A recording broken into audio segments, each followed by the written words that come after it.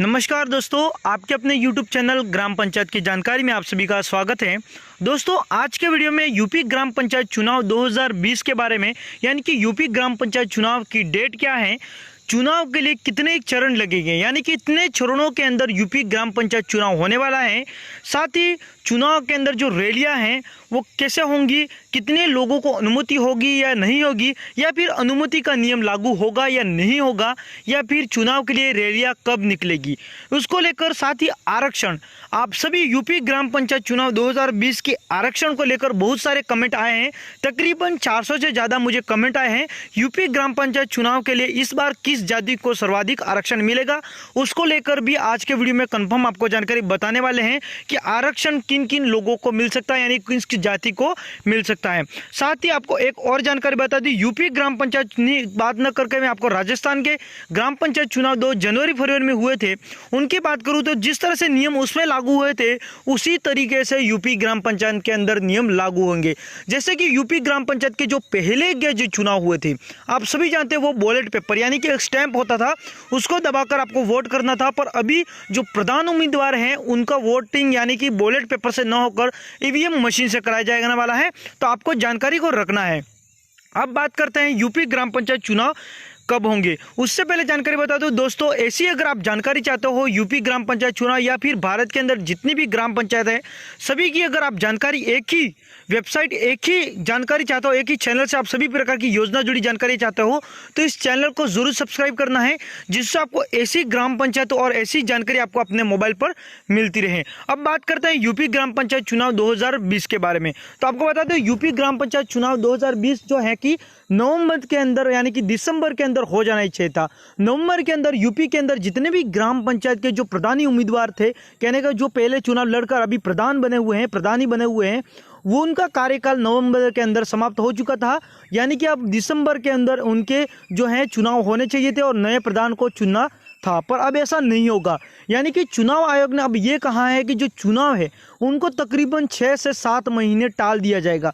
यानी कि आप समझ सकते हो, वो 6 से 7 महीना, यानी कि अब जो उम्मीदवार अभी फिलहाल जो प्रधानी उम्मीदवार है उसका कार्यकाल नवंबर के अंदर समाप्त न होकर जब आपके चुनाव होंगे उससे 1 महीने पहले ही समाप्त होगा। तो आप समझ सकते हो अब चुनाव कब होंगे। तो देखिए, फिक्स डेट अभी तक जारी नहीं हुई है। अगर आपको कोई कह रहा है कि फिक्स डेट जारी हो चुकी है जनवरी फरवरी में या फिर मार्च अप्रैल में, एग्जाम जो कहने वाले जनवरी फरवरी या फिर मार्च अप्रैल के अंदर आपके चुनाव होने वाले हैं, तो ऐसा नहीं होगा। चुनाव जो है कि कंफर्म डेट नहीं जारी की है, बस यही कहा गया है कि 7 महीने के बाद, आप समझ सकते हो, उस अंदाज़ा लगाकर आप समझ लीजिएगा कि कितने महीने होंगे। यानी कि मई कह सकते हो या फिर इससे पहले कह सकते हो, आप मार्च कह सकते हो। मार्च के अंदर यानी कि जनवरी फरवरी मार्च के अंदर 3-4 महीनों के अंदर आपके जो चुनाव है, ग्राम पंचायत के जो चुनाव हैं वो होने वाले हैं। मैं पहले से अभी वेबसाइट पर कम तमाम जानकारी के लिए अप्लाई किया हुआ है, मैंने पहले ही देखा हुआ है। और मेरे बहुत सारे जो दोस्त हैं, यानी कि कहने का मैं भी एक ग्राम पंचायत से ही संबंध रखता हूँ, मेरी भी जॉब है वो ग्राम पंचायत से है, और मैं ऐसे ही ग्राम पंचायत जुड़ी जानकारी आपको बता रहता हूँ। तो ऐसी मैंने जानकारी कलेक्ट भी की है, तो मुझे जो पता चला है कि जनवरी के बाद कभी भी आपके ग्राम पंचायत के जो चुनाव हैं वो करवाए जा सकते हैं। अब मैंने पता और किया कि इस बार क्या जाति यानी कि चुनाव के लिए कितने चरण लगेंगे। तो आपको चुनाव के लिए कितने चरण लगेंगे, देखिए, हर बार तो तकरीबन 5 से 6 चरणों के अंदर यूपी के अंदर ग्राम पंचायत के चुनाव करवाए जाते हैं। यानी कि कभी 3 चरण भी होते हैं, कभी 4 चरण भी हो जाते हैं, कभी 6 चरण के अंदर भी चुनाव होते हैं। तो इस बार ज़्यादा से ज़्यादा आपको मतलब बता दूँ तो 8 चरणों के अंदर चुनाव होंगे, 10 से 12 चरणों के अंदर चुनाव नहीं होंगे, क्योंकि कोरोना काल अभी है, फिलहाल बाद के अंदर कम हो जाएगा। किसी प्रकार से कोई राय ढूंढ लेंगे तो 8 चरणों के भीतर ज़्यादा से ज़्यादा 8 चरण लगेंगे, उससे ज़्यादा नहीं लगेंगे। उतने ही चरण में आपका ग्राम पंचायत के चुनाव हो जाएंगे। अब बात करते हैं चुनाव के लिए रैलियों का नियम। तो अब देखिए, अभी तक चुनाव के अंदर इतने लोग ही उत्तर यानी कि 100 लोग लगेंगे, 200 अंदर लोग यानी कि चुनाव के अंदर रैलियों के अंदर शामिल होंगे, ऐसा कोई प्रावधान अभी तक चुनाव आयोग ने जारी नहीं किया है। तो ऐसा कोई आपको भ्रमित कर रहा है कि इतने ही प्रावधान लगेगा, आपको चुनाव की रैलियाँ लगाएंगी तो इतने ही आपको लोग रहने हैं, तो ऐसा कोई भी अभी नियम लागू नहीं हुआ है।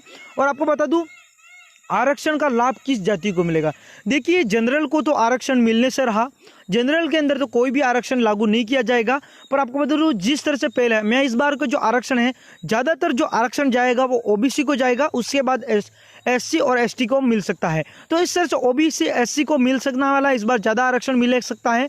तो आरक्षण की भी जो लिस्ट है वो कंफर्म किस तरह से बनने वाली है उसको लेकर मैं आने वाले वीडियो के अंदर आपको बता दूंगा। तो आप सभी को जानकारी होगी, अगर आपने राजस्थान चुनाव के लिए अगर ग्राम पंचायत चुनाव के बारे में जो मैंने कहा था उसमें मैंने जो बताया था उसमें जानकारी से बता दूं कि मेरे पास टोटली मैंने डिटेल निकाली थी कि हमारे ग्राम पंचायत चुनाव जो हुए थे 2000 राजस्थान के 2020 के अंदर जनवरी फरवरी में हुए, उसमें तकरीबन 57 सरपंच बने और 190 वार्ड पंच बने। उन्होंने सभी मेरे को लिस्ट भेजी और उन्होंने अपनी लिस्ट के साथ वो ग्राम पंचायत के लिए मेरे को थोड़े उपहार भी भेजे और मेरे को मेरे एड्रेस पर मेरे को स्मेल भी किया कि आपके सर हमने आपके लिए कुछ भेजा है, पेन वगैरह मेरे को गिफ्ट भी दिए कि आपकी वजह से सर हमारे जो फॉर्म थे वो रिजेक्ट नहीं हुए, इसलिए मेरे को बहुत सारे उपहार दिए। तो आपका सभी के आप वीडियो देखा उसके लिए भी धन्यवाद। और उपहार देने की कोई बात नहीं है, देखिए मेरी ये पॉसिबिलिटी बनती है कि मैं आपको कुछ न कुछ बता सकूँ जिससे आपका जो रिजेक्ट ना हो, आपका फॉर्म रिजेक्ट ना हो, यही मैं चाहता हूँ। क्योंकि बहुत सारे जो ग्राम पंचायत के उम्मीदवार हैं उनके फॉर्म ही रिजेक्ट हो जाते हैं। तो इसको लेकर भी मैं वीडियो कंफर्म बना दूंगा। तो आपको टोटल किस तरह से फॉर्म अप्लाई करना है, अभी से अगर आप डॉक्यूमेंट्स तैयार करके रखोगे तो उसको लेकर आपको कोई भी प्रकार की कोई प्रॉब्लम नहीं होगी। साथ ही चुनाव जुड़ी आपको किसी प्रकार की आरक्षण जुड़ी, आपके आयु जुड़ी, शादी विवाह जुड़ी या फिर संतान संबंधित और भी कोई जानकारी चाहिए तो आप नीचे कमेंट कर दीजिएगा, मैं जानकारी देने की आपको कोशिश करूंगा। साथ ही आपको जानकारी बता दूं, ऐसे भी लोग हैं जो सही तरीके से जानकारी नहीं देते हैं और लोगों को भ्रमित करते हैं, तो ऐसा नहीं करना है। लोगों का फॉर्म आपके कारण भी रिजेक्ट हो सकता है, तो ऐसा नहीं करना है। साथ ही अगर इस वीडियो को आपको पसंद आया तो प्लीज़ लाइक करिएगा, वीडियो को, चैनल को सब्सक्राइब करिएगा और जिससे आपको भी और जानकारी मिल सके। साथ ही आप सभी इस चैनल पर बने रहे हैं, उसके लिए आपका धन्यवाद। जय हिंद, जय भारत।